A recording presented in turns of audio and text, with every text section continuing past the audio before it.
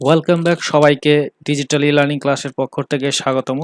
আজকে আমরা আমাদের ডিজিটাল ক্লাসরুমের আমাদের সপ্তম ক্লাসে চলে এসেছি।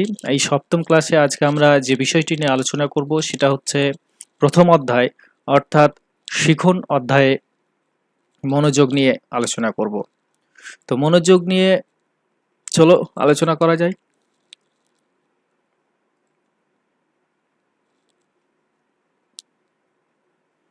শিক্ষাবিজ্ঞান অর্থাৎ এডুকেশন দ্বাদশ শ্রেণী, অধ্যায় হচ্ছে শিখন। আর আজকের যে প্রশ্নটা তোমাদের সামনে তুলে ধরবো সেই প্রশ্নটা হচ্ছে শিক্ষাক্ষেত্রে বা শিখনের ক্ষেত্রে মনোযোগের গুরুত্ব বা ভূমিকা কি, সেই বিষয় নিয়ে আজকে তোমাদের সামনে আলোচনা করব। ইতিপূর্বে তোমরা পেয়েছো, মানে আগেই তোমাদের আমি এই বিষয়ে একটা নোট দিয়েছি, সেই নোটটা তোমরা পেয়েছো অবশ্যই। তোমরা হয়তো সেটা খাতায় করে রেখেছো। হ্যাঁ, তারপরে তোমরা রিকোয়েস্ট করেছিলে যে স্যার এটা বুঝিয়ে দিলে ভালো হয়, তার জন্য আবার আমি এই ভিডিওটা আবার তোমাদের জন্য করলাম, সেক্ষেত্রে যাতে তোমাদের বুঝতে সুবিধা হয় সেক্ষেত্রে।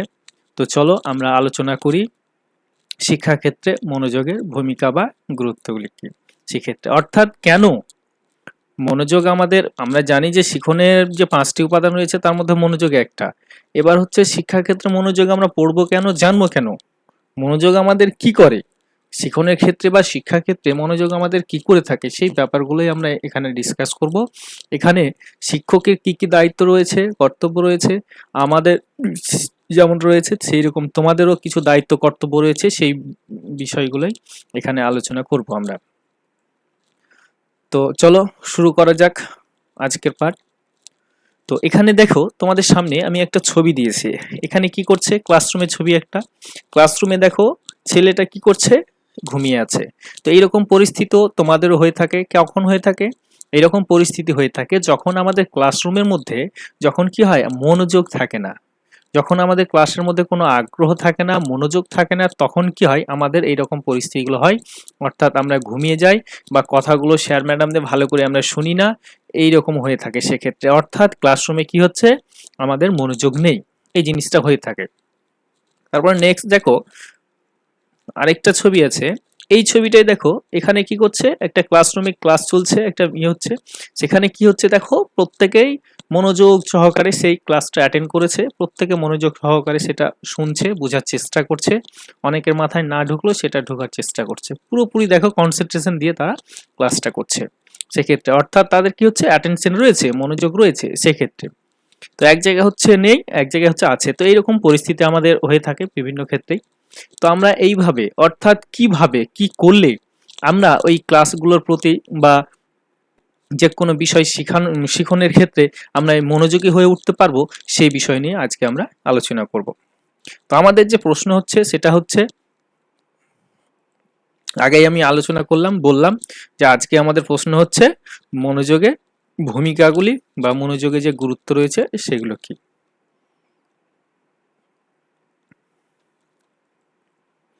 অর্থাৎ হাউ টু ফোকাস, কিভাবে তুমি ফোকাস করবে কাজের প্রতি, তুমি কিভাবে ফোকাস করবে, and how to pay attention, অর্থাৎ কিভাবে মনোযোগ প্রদান করবে, মনোযোগ দান করবে কিভাবে।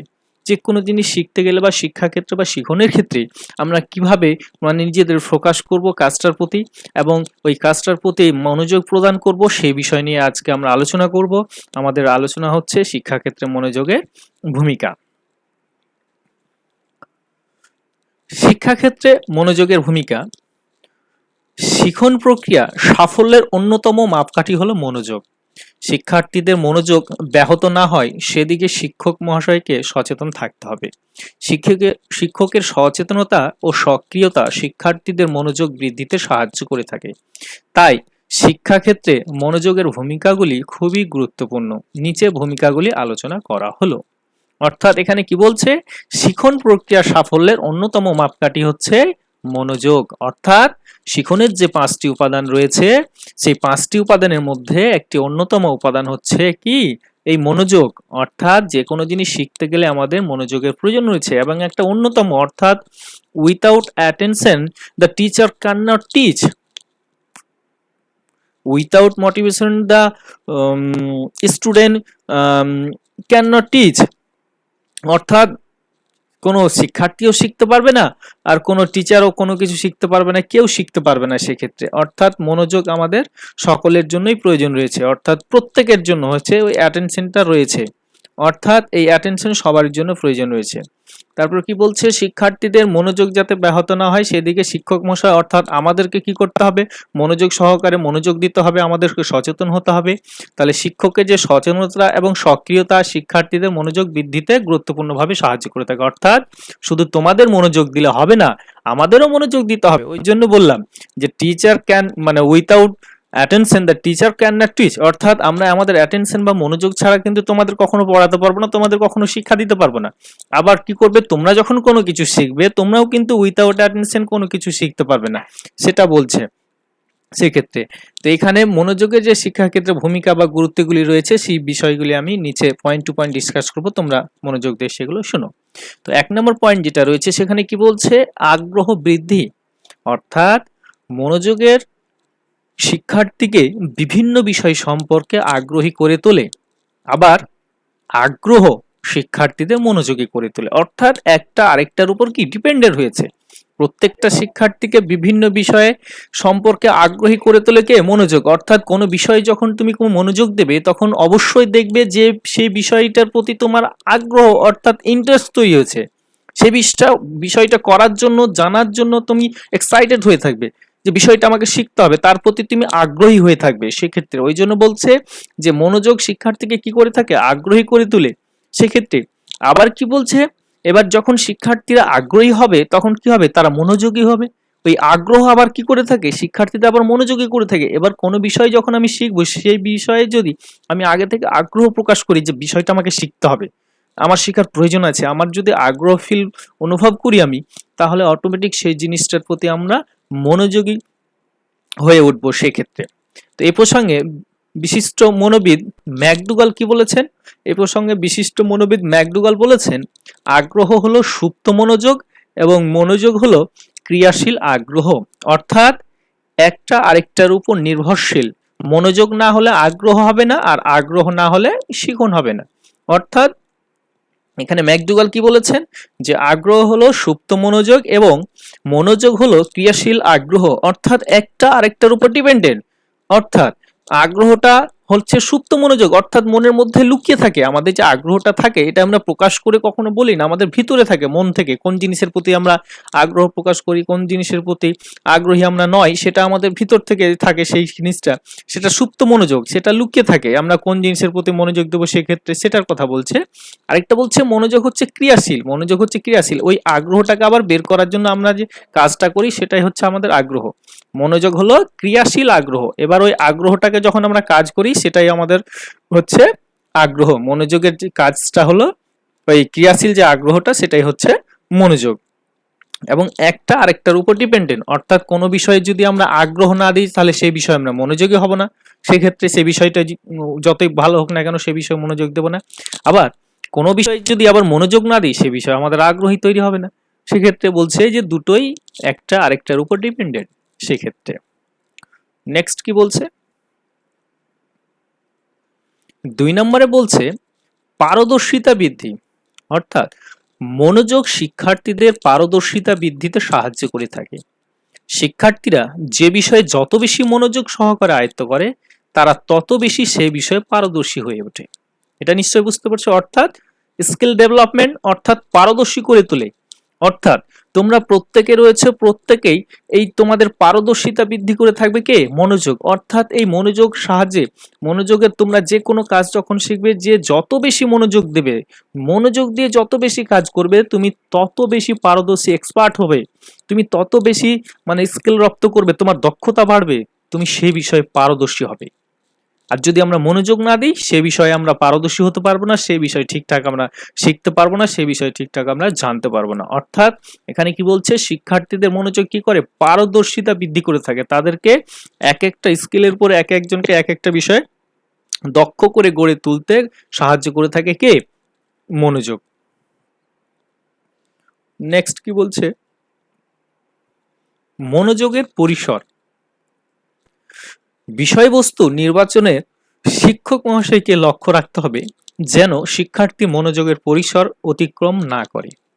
প্রয়োজনে বড় এবং জটিল বাক্যগুলিকে ছোট ছোট বাক্যে পরিণত করে শিক্ষার্থীদের সামনে তুলে ধরতে হবে। এখানে কি বলছে? মনোযোগের পরিসর। আমরা মনোযোগের বৈশিষ্ট্য যখন পড়েছিলাম সেখানে আমরা জেনেছি মনোযোগের পরিসর কি। মনোযোগের পরিসর হচ্ছে যখন আমরা কোনো বিষয় বা বস্তুগুলোকে মনোযোগ দিয়ে থাকি, তার মধ্যে থেকে অনেকগুলো বিষয় বা বস্তু দেখে থাকি, তার মধ্যে থেকে নির্দিষ্ট ওই একই সময়ে আমরা যে বিষয় বা বস্তুগুলোকে আমাদের চেতন মনে উপস্থাপন করতে পারি, সেই নির্বাচন করতে পারি, সেই বিষয় বা বস্তুটাকে বলা হয় মনোযোগের পরিসর, অর্থাৎ লিমিট। এই যে যতটুক আমি মনে রাখতে পারলাম বা যতটুক ধরে রাখতে পারলাম, সেটাই হচ্ছে মনোযোগের পরিসর। তো প্রত্যেকেই তোমাদের যে আইকিউ রয়েছে, প্রত্যেকে তোমরা এক একজন এক এক রকম রয়েছো। হ্যাঁ, কেউ খুব মেধাবী রয়েছে, কেউ অল্প মেধাবী, কেউ খুব কম মেধাবী রয়েছে, বিভিন্ন। তো বলছে বিষয়বস্তু যখন আমি নির্বাচন করবে তখন শিক্ষক মশাই যাতে লক্ষ্য রাখেন শিক্ষার্থীদের মনোযোগের পরিসর অতিক্রান্ত না হয়। অর্থাৎ কেউ কেউ অনেকে মনোযোগ বেশি দেয়, কেউ কেউ বেশিক্ষণ মনোযোগ ধরে রাখতে পারে না, অনেকে মনোযোগ দিতে পারে না। তো এই ব্যাপারগুলো কি করতে হবে? শিক্ষক মশাইকে লক্ষ্য রাখতে হবে যে আমি যে জিনিসটা পড়াচ্ছি বা যে বিষয়টা আমি পড়াতে যাব বা যে জিনিসটা শিখাবো, সেক্ষেত্রে শিক্ষার্থীরা মনোযোগ সহকারে সে শুনবে কিনা বা কতক্ষণ শুনবে, তারা কতক্ষণ জিনিসটা শিখবে, সেই জিনিসটা কিন্তু মনে রাখতে হবে সেক্ষেত্রে, যাতে তারা ধৈর্য হারা না হয়ে যায়। সেক্ষেত্রে সেই বিষয়টা মনে রাখতে হবে। এবং কি করতে হবে? তাদের যে মানে আইকিউ রয়েছে, তাদের যে মানে বুদ্ধাঙ্ক রয়েছে, সেই বুদ্ধাঙ্কটা তাদের জেনে ক্লাসটা করতে হবে। অর্থাৎ এক্ষেত্রে কি হয়, আমি যে ক্লাস করতে যাব সেই ক্লাসের ছেলেমেয়েরা কেমন, সেই অনুযায়ী আমাকে কি করতে হবে? বিষয়বস্তু ছেলে মেয়েদের সামনে উপস্থাপন করতে হবে। প্রয়োজন হলে আমাকে কি করতে হবে? বড় বা জটিল বাক্য যেগুলো রয়েছে সেগুলোকে ছোট ছোট বাক্যে পরিণত করে শিক্ষার্থীদের সামনে তুলে ধরতে হবে। অর্থাৎ আমার কাজ হচ্ছে আমি যে বিষয়টা ডেলিভার করতে গেছি সেই জিনিসটা, অর্থাৎ শিক্ষার্থীদের মনের মধ্যে, ব্রেনের মধ্যে আমাকে সেটা ঢোকাতে হবে। সেক্ষেত্রে কি হবে? খুব বড় করে, খুব বড় বাক্য বা কঠিন বাক্যগুলো শিক্ষার্থীরা যদি বুঝতে না পারে, তাহলে সেটাকে সহজ এবং সরল এবং ছোট ছোট বাক্যে রূপান্তরিত করে সেই জিনিসটাকে কি করতে হবে? আমাকে ওই শিক্ষার্থীদের মধ্যে ভরতে হবে। তাহলে কি হবে? শিক্ষার্থীরা ওই ক্লাসের প্রতি মনোযোগী হবে এবং কি হবে? তাদের পরিসরটা কাজে লাগবে, যাতে পরিসরটা অতিক্রান্ত না হয়ে যায়।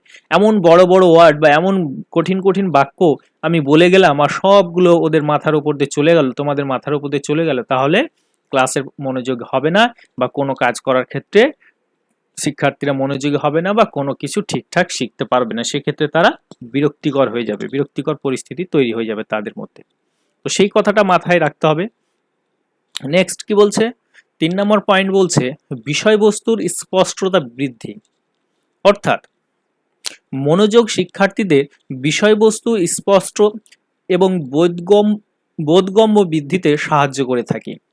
শিক্ষক মহাশয়কে লক্ষ্য রাখতে হবে যাতে শিক্ষার্থীরা পাঠ্য বিষয়ে মনোনিবেশ করতে পারে, কারণ মনোযোগ দিয়ে কোনো বিষয় অধ্যয়ন করলে সে বিষয়ে স্পষ্ট ধারণা গঠিত হয়। অর্থাৎ বিষয়বস্তু সম্পর্কে স্পষ্ট ধারণা বৃদ্ধি হয় কাদের? শিক্ষার্থীদের, বা যারা শিখবে বা যারা কোনো কাজ করবে তাদের স্পষ্টতা বৃদ্ধি হবে। অর্থাৎ মনোযোগ শিক্ষার্থীদের স্পষ্ট বিষয়বস্তু সম্পর্কে স্পষ্ট ধারণা হয়, বোধগম্য বুদ্ধিতে সাহায্য করে থাকে। অর্থাৎ তোমরা যখন মনোযোগ সহকারে কোনো বিষয় পড়বে বা কোনো ক্লাস করবে, দেখবে সেই বিষয়টা তোমরা কি হচ্ছে মানে স্পষ্ট ধারণা পাচ্ছ, ক্লিয়ার তোমরা ধারণা পাবে এবং সেটা তোমাদের বোধগম্য হবে যদি তোমরা মনোযোগ দিয়ে ক্লাসটা করে থাকো। এবং শিক্ষক মশাইকে লক্ষ্য রাখতে হবে যে শিক্ষার্থীদের পাঠে মানে পাঠ্য বিষয়ে যাতে মনোনিবেশ করতে পারে, তারা যাতে মনোযোগ দিচ্ছে কিনা সেই ব্যাপারটাও শিক্ষক মহাশয়কে মনে রাখতে হবে। তার জন্য কি করতে হবে? প্রত্যেকটা টিচারকে কি করতে হবে? ক্লাসরুমে মোটিভেশন করতে হবে। অর্থাৎ প্রেরণা জাগিয়ে তুলতে হবে শিক্ষার্থীদের মধ্যে, প্রেরণা জাগিয়ে তুলতে হবে, তাদের মধ্যে আগ্রহ করে তুলতে হবে, ক্লাসটা করার প্রতি তাদের মধ্যে আগ্রহী করে তুলতে হবে তাদের। তাহলে কি হবে? তারা ক্লাসের প্রতি মনোযোগী দেবে সেক্ষেত্রে। তো এই জিনিসগুলো করতে পারলে তাহলে কি হবে? শিক্ষার্থীরা সেই বিষয়, তারপরে যদি শিক্ষার্থীরা সেই বিষয় বা শিক্ষক মশাই সেই বিষয়ে পড়ান, তাহলে কি হবে? শিক্ষার্থীদের মধ্যে বিষয়টা সম্পর্কে স্পষ্ট ধারণা তৈরি হবে বা তারা সেই জিনিসটা বুঝতে পারবে। তো সেক্ষেত্রে কি করতে হবে? আমাদেরও যেমন রয়েছে, আমাদেরও সেই জিনিসটা মাথায় রাখতে হবে, টিচারদেরও সেই রকম হচ্ছে কি তোমাদেরও সেই জিনিসটা মাথায় রাখতে হবে। অর্থাৎ আমি ক্লাসটা করব, সেটার আমাকে প্রেরণা তৈরি করতে হবে, আমার মধ্যে মোটিভেশন থাকতে হবে, আমার মোটিভ আমাকে ক্লাসটা করতেই হবে, আমাকে আগ্রহী হতে হবে। ক্লাসটা করার প্রতি আমাকে আগ্রহী থাকতে হবে, আমার ইচ্ছা প্রকাশ করতে হবে, তারপর আমি মনোনিবেশটা করতে পারবো। আর ওখানে শুধু আমি মনকে খেলার মাঠে রেখে দিলাম, শুধু ক্লাসে বডি প্রেজেন্ট করলাম, তাহলে আমি কোনো কিছু শিখতে পারবো না। ঠিক আছে, বুঝতে পেরেছো নিশ্চয়ই? নেক্সট নেক্সট কি বলছে? 5 নম্বর বলছে ইচ্ছা সাপেক্ষ। আমরা জানি মনোযোগের একটি বৈশিষ্ট্য হচ্ছে ইচ্ছা সাপেক্ষ।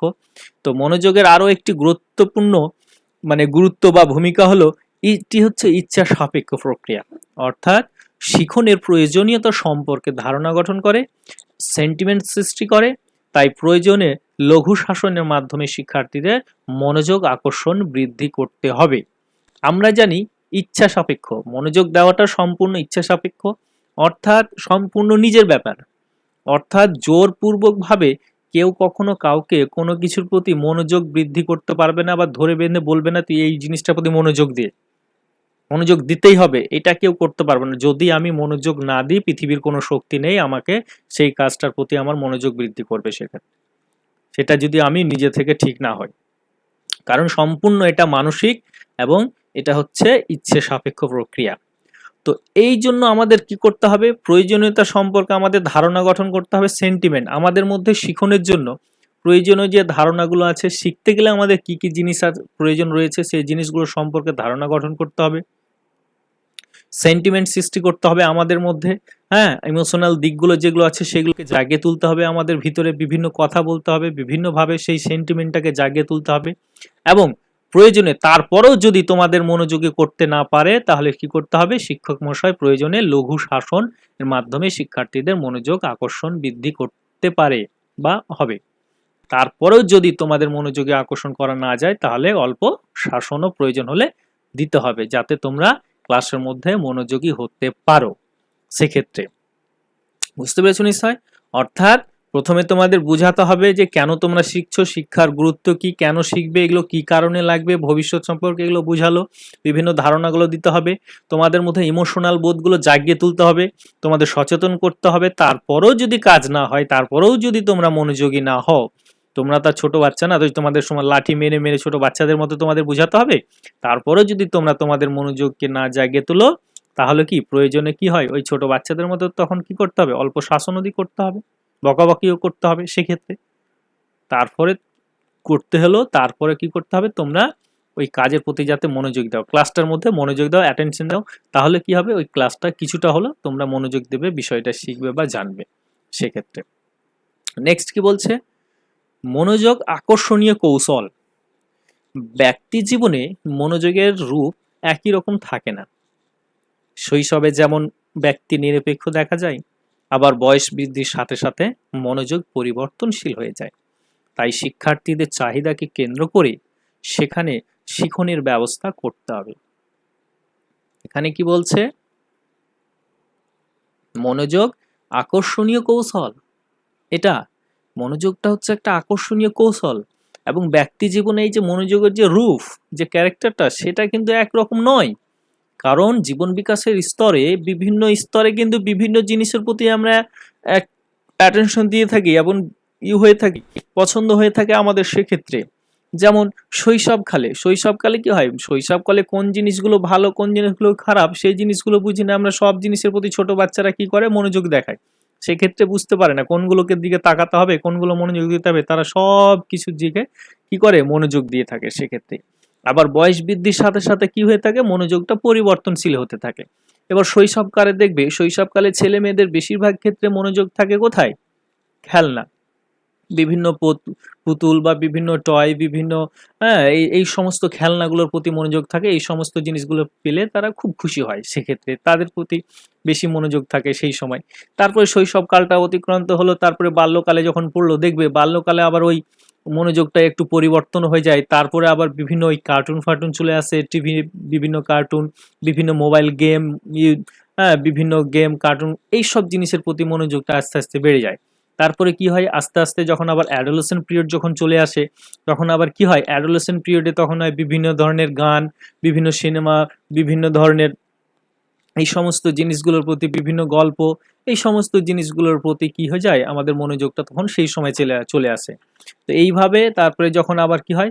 যখন আমরা আবার প্রাপ্তবয়স্ক হয়ে চলে আসি তখন আবার বিভিন্ন দেখবে কাজের প্রতি, অর্থাৎ কি করতে হবে, কি করলে কাজ করা যায়, কি করলে চাকরি পাওয়া যায়, কি করলে কিছু টাকা অর্থ উপার্জন করা যায়, এই সমস্ত চিন্তা ভাবনাগুলো চলে আসে বা ওই সমস্ত জিনিসগুলোর প্রতি আমরা মনোযোগ তখন দিয়ে থাকি। তো এইভাবে কি হয়, বিভিন্ন ক্ষেত্রে বিভিন্ন বয়সে অনুযায়ী কি হয়, আমাদের যে মনোযোগগুলো রয়েছে সে মনোযোগগুলো পরিবর্তনশীল হতে থাকে সেক্ষেত্রে। এবং চাহিদাগুলো চেঞ্জ হওয়ার ক্ষেত্রে কি হয়, আমাদের শিক্ষণের ব্যবস্থাগুলো সেই অনুযায়ী করতে হবে আমাদের, সেটা বলছে সেই ক্ষেত্রে। তো এই ক্ষেত্রে মনোযোগ যদি বৃদ্ধি করতে হয় তাহলে কি করতে হবে, এখন ক্লাস টুয়েলভে বা হ্যাঁ টুয়েলভে তোমরা উঠেছো, এখন ক্লাস টুয়েলভে উঠেছো, এখন তোমাদের মনোযোগ বৃদ্ধি করার জন্য তোমাদের যদি এখন আর ওই ভূতের গল্প আর এগুলো যদি শোনা যায়, তোমাদের মনোযোগ বাড়বে? বাড়বে না। নিশ্চয়ই তোমাদের এই সমস্ত গল্প করলে তোমাদের মনোযোগ বাড়বে না। হ্যাঁ, তোমাদের আবার যদি কি করা হয়, কোনো সিনেমা, ফিল্ম জগৎ, হ্যাঁ এইগুলো কোনো নায়ক নায়িকা এই সমস্ত গল্পগুলো আবার যদি বলা হয়, তাহলে আবার তোমাদের দেখবে খুব ভালো লাগে শুনতে সেক্ষেত্রে। কারণ হচ্ছে কি, বিভিন্ন বয়সে আমাদের আগ্রহটা বিভিন্ন বয়সে সেটা চেঞ্জ হয়ে থাকে। আর এই চেঞ্জ অনুযায়ী আমরা কি করি, বিভিন্ন বিষয় বা বস্তুর প্রতি মনোযোগী হয়ে থাকে। নেক্সট কি বলছে, বিচার করার ক্ষমতা। শিক্ষার্থীদের মধ্যে বিচার শক্তি বৃদ্ধিতে সাহায্য করে থাকে মনোযোগ। এর ফলে শিক্ষার্থীদের মধ্যে বিচার করার জ্ঞান পরিষ্কার হয় এবং তার ফলে তাদের যুক্তি দেওয়ার ক্ষমতা বৃদ্ধি পায়, যা বিচার করার ক্ষমতা বৃদ্ধিতে সাহায্য করে। মনোযোগ বলছে বিচার করার ক্ষমতা যেটা রয়েছে সেটা বৃদ্ধিতে আমাদের সাহায্য করে থাকে। শিক্ষার্থীদের বা তোমাদের বিচার শক্তি বৃদ্ধি করে থাকে মনোযোগ। কিভাবে? শিক্ষার্থীদের মধ্যে এই বিচার করার যে জ্ঞান সেটা পরিষ্কার হয়ে যায়, তার ফলে তারা কি হয়, বিভিন্ন যুক্তি দেওয়ার ক্ষমতা জন্মায়, বৃদ্ধি পায় এবং বিচার করতে পারে। তো কিভাবে হয় সেক্ষেত্রে, অর্থাৎ তোমরা যখন কোনো কাজ বা কোনো ঘটনার ক্ষেত্রে পুরোপুরি যখন মনোযোগ দিয়ে কাজটা যখন করবে, তখন কি হবে, পুরো বিষয়টা সম্পর্কে পুরোপুরি তোমাদের জ্ঞান হবে। আর পুরোপুরি জ্ঞানটা যখন বৃদ্ধি পাবে তখন তোমরা সেখানে যুক্তি দিতে হবে, কোনটা অন্যায় কোনটা অন্যায় নয়, কোনটা করা উচিত কোনটা করা উচিত নয়, কে ভুল করেছে কে ভুল করেনি, সেই জিনিসটা তোমরা উপলব্ধি করতে পারবে যদি পুরোপুরি মনোযোগ দিয়ে থাকো। তাহলে পুরোপুরি যখন আমরা মনোযোগ দিয়ে থাকবো কোনো বিষয় বা ঘটনার প্রতি, তখন সেই বিষয়টা সম্পর্কে পুরোপুরি আমরা ওয়াকিবহাল হব, জানবো ঘটনাটা। জানার পর তখন কি হবে, সেই বিষয়টা আমরা ভালো মন্দ উচিত অনুচিত সেই জিনিসটা আমরা বুঝতে পারবো, উপলব্ধি করতে পারবো। তারপরে আমরা সেখানে যুক্তি দিতে পারবো, সেটা কেন ভালো সেটা কেন খারাপ সেটা বলতে পারবো।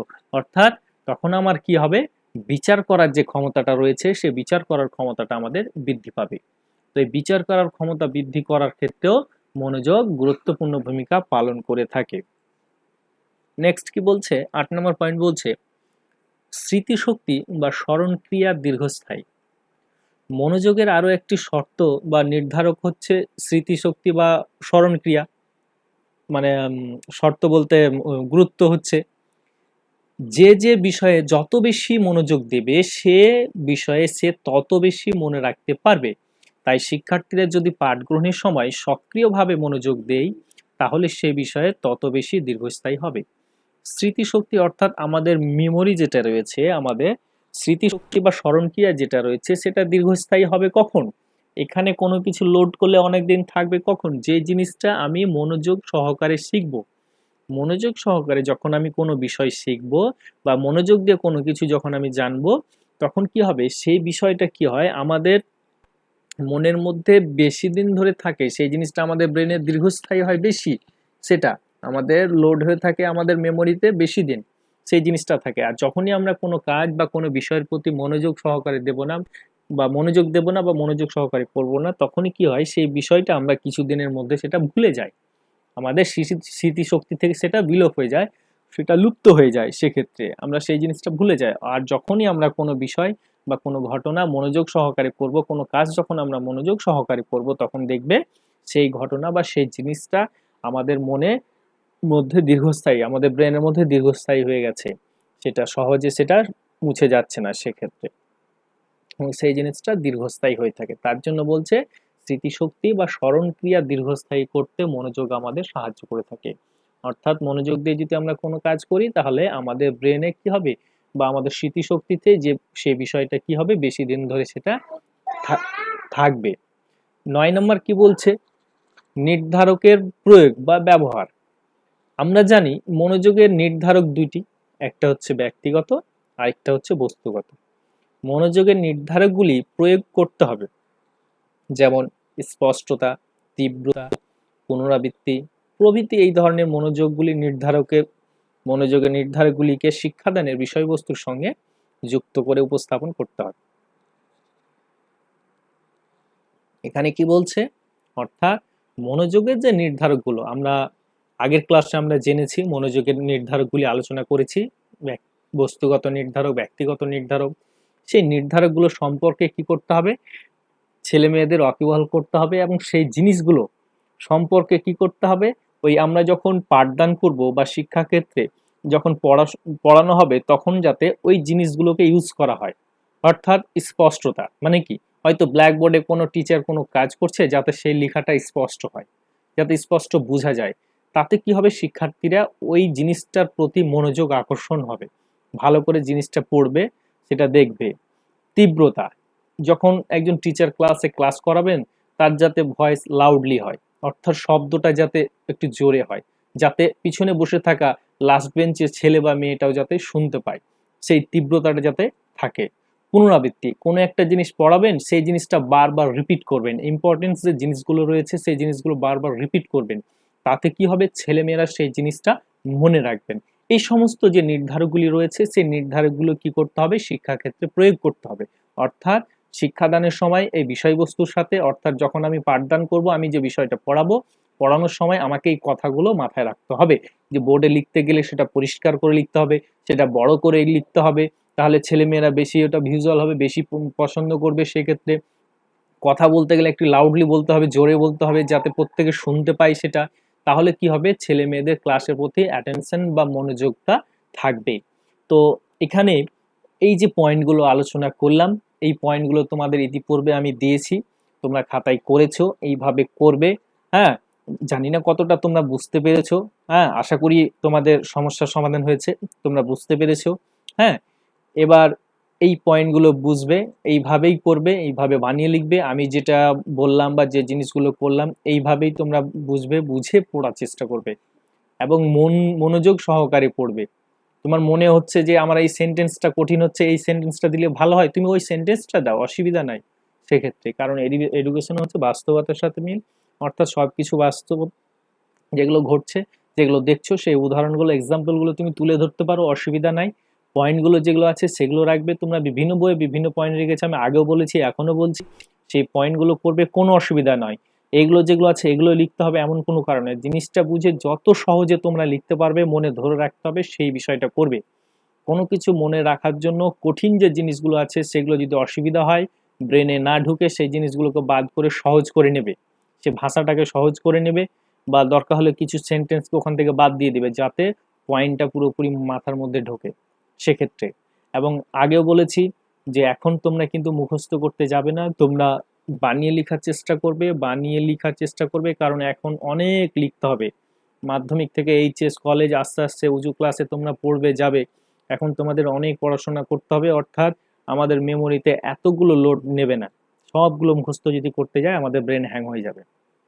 অতএব মুখস্থ অত করা যাবে না, মেন যেগুলো জিনিস আছে সেগুলো মুখস্থ করবে, এখন বুঝে পড়ার চেষ্টাটা করবে, দেখবে অটোমেটিক পরীক্ষার সময় সব কিছু মনে আসবে, সব পড়া মনে আসবে যদি তোমরা মনোযোগ দিয়ে পড়ো। প্রত্যেকটা নোট, প্রত্যেকটা পড়া, বাংলা, ইংলিশ, এডুকেশন, সংস্কৃত, পল সায়েন্স, যে কোনো সাবজেক্ট, প্রত্যেকটা সাবজেক্ট তোমরা মনোযোগ সহকারে পড়াশোনা করো। যতক্ষণই পড়াশোনা করবে, মনোযোগ দিয়ে পড়াশোনা করো, দেখবে অটোমেটিক সেই জিনিসটা তোমার মনে ঢুকে আছে। অর্থাৎ মনের বৃদ্ধি যে লোক দেখিয়ে, ওই লোক দেখানো পড়া পড়ে লাভ নেই। মা বাবা বকবে তার জন্য ভয়ে বসলে আর মনোযোগ ওই টিভির দিকেই, এখন কি চলছে না চলছে, সিরিয়াল কি হচ্ছে না হচ্ছে, এদিকে বই খুলে বসে আছো, চোখে সরষে ফুল দেখছো, লেখাগুলো যেন উড়ে উড়ে যাচ্ছে, এইরকম করে পড়ে কিছুই হবে না, কোনো কিছুই মনে রাখতে পারবে না। অর্থাৎ কি করতে হবে, পড়ার প্রতি মনোযোগ বৃদ্ধি করতে হবে, যেইটুকুই সময় পড়বে যাতে মনোযোগ সহকারে পড়ো, তাহলে কি হবে, বিষয়টা তোমাদের দীর্ঘস্থায়ী হবে, মনের মধ্যে সেটা থাকবে। তাহলে এই যে পয়েন্টগুলো আলোচনা করলাম, পয়েন্টগুলো আলোচনা করার পরিপ্রেক্ষিতে আমরা কি বলতে পারবো, যে মনোযোগ হচ্ছে পঠন পাঠনের একটা প্রধান শর্ত। অর্থাৎ শিক্ষাদানের ক্ষেত্রে মেন শর্ত হচ্ছে একটা কি, এই মনোযোগ। তাই শিক্ষার্থীদের মনোযোগ আকর্ষণ করতে লিখিত অলিখিত সব ধরনের চেষ্টা করতে হবে, যাতে শিক্ষণীয় বিষয়বস্তুর প্রতি তাদের স্পষ্ট এবং স্বাভাবিক মনোযোগ সৃষ্টি হয়। অর্থাৎ কি করতে হবে, তোমাদের এই মনোযোগ বৃদ্ধি করার জন্য আমাদেরকে লিখিত অলিখিত সব ধরনের চেষ্টা করতে হবে। সময়ে আমরা তোমাদের পরীক্ষা নিয়ে থাকি, সময়ে মৌখিক প্রশ্ন ধরে থাকি, বিভিন্নভাবে এই চেষ্টাগুলো আমাদের করতে হবে, যাতে বিভিন্ন শিক্ষণীয় বিষয়গুলো, অর্থাৎ যে বিষয়গুলো তোমাদের পড়াচ্ছি শিখাচ্ছি, সেই বিষয়গুলো সম্পর্কে তোমাদের যাতে স্পষ্ট ধারণা হয় এবং সেই সম্পর্কে তোমাদের যাতে স্বাভাবিক মনোযোগ বৃদ্ধি পায়, সৃষ্টি হয়, সেই বিষয়গুলোর শিক্ষক মহাশয়কে দায়িত্ব রয়েছে। তো এই মনোযোগ বৃদ্ধি করার ক্ষেত্রে বা মনোযোগের ক্ষেত্রে যে শুধুমাত্র শিক্ষকের দায়িত্ব বা ভূমিকা রয়েছে সেটা নয়, প্রত্যেকেরই দায়িত্ব বা কর্তব্য রয়েছে। সবাইকে এই জিনিসগুলো করতে হবে, সবাইকে, অর্থাৎ যে কোনো কাজ করুক না কেন যাতে মনোযোগ সহকারে করে। অর্থাৎ মনোযোগ সহকারে যখনই আমরা কোনো কাজ করব তখনই কি হবে, আমরা জীবনে দেখবে সফল হব সেক্ষেত্রে। তো ঠিক আছে, আজকের জন্য এতটুকুই। হ্যাঁ, ভালো থাকো, সুস্থ থাকো। এরপরে নেক্সট যে রয়েছে আমাদের আর একটাই, 5টা উপাদানের মধ্যে আর একটা উপাদান বাকি রয়েছে, আগ্রহটা। আগ্রহ আর দুটো, আগ্রহ আর মানসিক ক্ষমতা, এই দুটো হয়ে গেলে এই অধ্যায় আমাদের শেষ হয়ে যাবে। আমরা আবার সেকেন্ড অধ্যায়ে চলে যাব সেক্ষেত্রে। এবং তোমাদের যে প্রশ্নগুলো দিয়েছি সেই প্রশ্নগুলো তোমরা কিন্তু অবশ্যই বাড়িতে করবে, অবশ্যই করে রাখবে। এবং কাল করব এই কথাটা বলবে না, এবং পড়াগুলোকে সাথে সাথে করে নেবে। প্রত্যেকটা যেদিন তোমাদের নোটগুলো দেওয়া হচ্ছে তোমরা সেদিন 2-3 বার 4 বার 5 বার করে মনোযোগ দিয়ে ভালো করে নোট ফ্রেশ করবে, বাড়িতে ভালো করে পড়ে নেবে, মুখস্থ করবে না, ভালো করে পড়ে নেবে, বুঝে পড়ে নেবে, বুঝবে, চেষ্টা করবে সেক্ষেত্রে। হ্যাঁ, এবং কোনো কিছু বাকি রাখবে না যে সব স্কুল খুলবে, টিচাররা আসবে, তখন পড়া করবো, এখন এত তাড়াতাড়ি পড়ে কি করব, এগুলো এগুলো ভুল করবে না। এটা করলে তখন ওই পরীক্ষার সময় দেখবে চোখে সর্ষে ফুল দেখতে পাবে, একটাও পড়া চোখে ঢুকবে না। বাংলা পড়তে বসবে, ইংলিশের চিন্তা আসবে, ইংলিশ পড়তে বসবে, সংস্কৃতের চিন্তা আসবে, সংস্কৃত পড়তে বসবে, তখন আবার পল সায়েন্সের চিন্তা চলে আসবে। সেক্ষেত্রে সব বোঝা হয়ে দাঁড়াবে মাথায়, তখন একটা জিনিসও মাথায় ঢুকবে না। ওই জন্য এখন থেকে যতটা পারো তোমরা চেষ্টা করো প্রবলেমগুলো সলভ করার। প্রত্যেকটা টিচার যে টাস্কগুলো তোমাদের দিচ্ছে সেগুলো তোমরা সলভ করে নাও, এখন থেকে সলভ করে রাখো। তারপরে দেখবে পরীক্ষার সময় কোনো টেনশন থাকবে না, ফ্রি হয়ে তোমরা পরীক্ষা দিতে পারবে। আর তোমরা তো জানো তোমাদের টেস্ট পরীক্ষা বেশি দিন সময় নেই। তোমাদের মানে স্কুল খোলার কিছুদিনের পরেই কিন্তু টেস্ট হয়ে যাবে। তোমাদের 3 থেকে 4 মাস হাইস্ট ক্লাস হতে পারে, তার বেশি কিন্তু হবে না। তার মানে বুঝতে পারছো তোমাদের কোন স্পিডে এগোতে হবে। অর্থাৎ পুজোর পরে পরেই টেস্ট পরীক্ষা হবে। তাহলে ভেবে নাও যে ওই কখন স্কুল খুলবে তখন আমি পড়বো, তাহলে কিন্তু তোমরা রেজাল্ট ভালো করতে পারবে না। সেক্ষেত্রে মাধ্যমিকে যেরকম হয়েছে সেই কেস হয়ে যাবে আবার। তো তোমরা যদি রেজাল্ট ভালো করতে চাও, হ্যাঁ, নিজে প্রতিষ্ঠিত হতে চাও, মা বাবার স্বপ্ন পূরণ করতে চাও, শিক্ষকদের স্বপ্ন পূরণ করতে চাও, হুম, ভালো ফল করতে চাও, তাহলে এখন থেকে লেগে পড়ো, এখন থেকেই লেগে পড়ো। হ্যাঁ, তাহলে দেখবে অবশ্যই তোমার স্বপ্ন পূরণ হবে, তুমি ভালো রেজাল্ট করে স্কুল থেকে আমাদের বেরিয়ে যাবে। ঠিক আছে, আজকের জন্য এতটুকুই, ধন্যবাদ। হ্যাঁ, ক্লাসগুলো করার জন্য, ক্লাসগুলো কেমন হচ্ছে তোমরা সেই বিষয়ে এগুলো করবে, আমাকে জানাবে, ভালো হলে বলবে, কি করলে আরো ভালো হয় সে ব্যাপারগুলো আমাকে বলবে। হুম। হ্যাঁ, আর পরের ক্লাসে এরপরে কথা হবে। হ্যাঁ, সবাই ভালো থেকো।